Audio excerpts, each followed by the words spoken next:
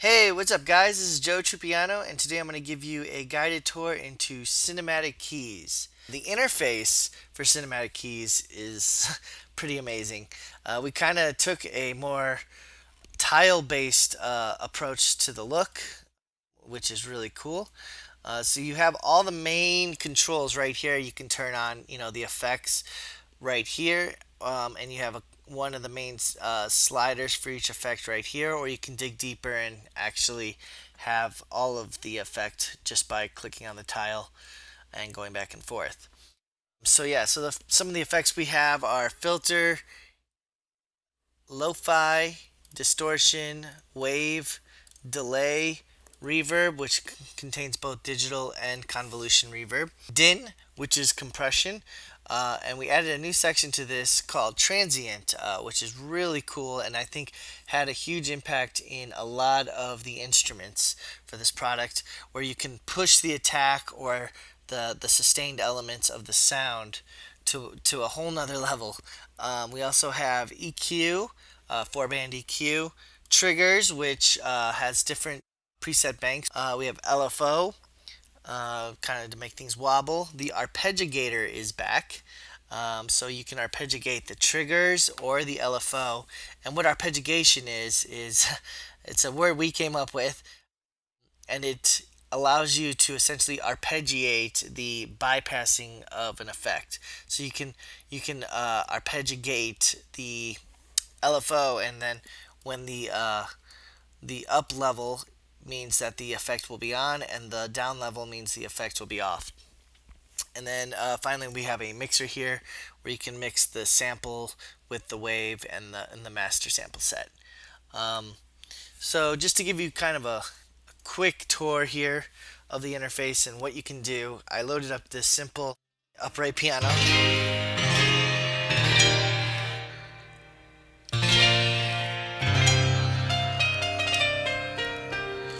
And let's go and add some effects. So I'll add some filter, and we can add different things like high freak. And so new to this product is the effects animator. And if you know any of our previous products, we in the past we had a multi-core effects sequencer down here.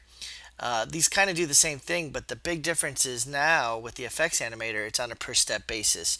So you can go ahead and have your own set length for each step, which previously it was just all eighth notes, all 16th notes, and then you can set the amount. We also allow you to randomize this, quantize it so that it's to the nearest bar, invert it so that when you invert it, all the way up is going to be all the way down, and all the way down is all the way up. And if you don't want to go and push each one of these sliders one by one to draw in your automation, you can just use the easy draw feature here and draw it in yourself, and then boom, it's right there. We also added another element here called sync to step animator.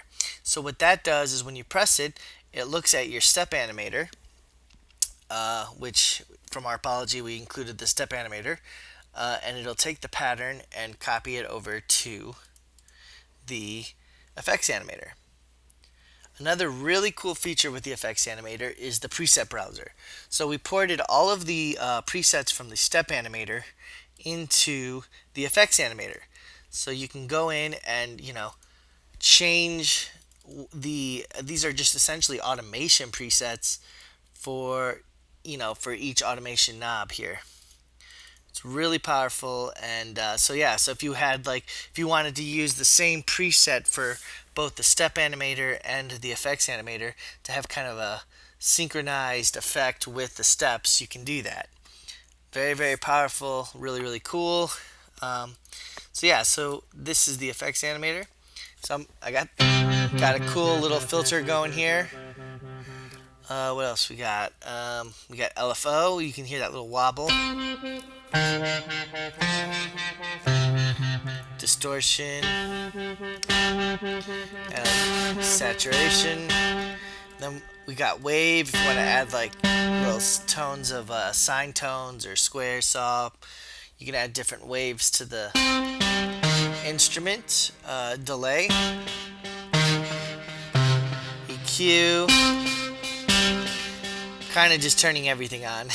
um, and then, of course, going back, we have the step animator here, which we introduced in Artology, and this thing is pretty awesome. You can just turn this thing on and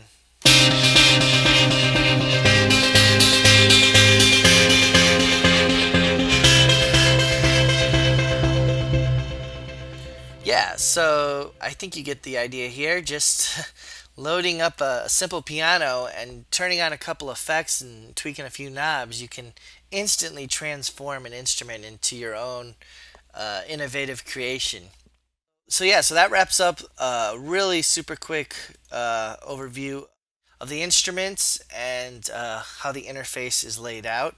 We also have a couple other videos that I would encourage you guys to check out.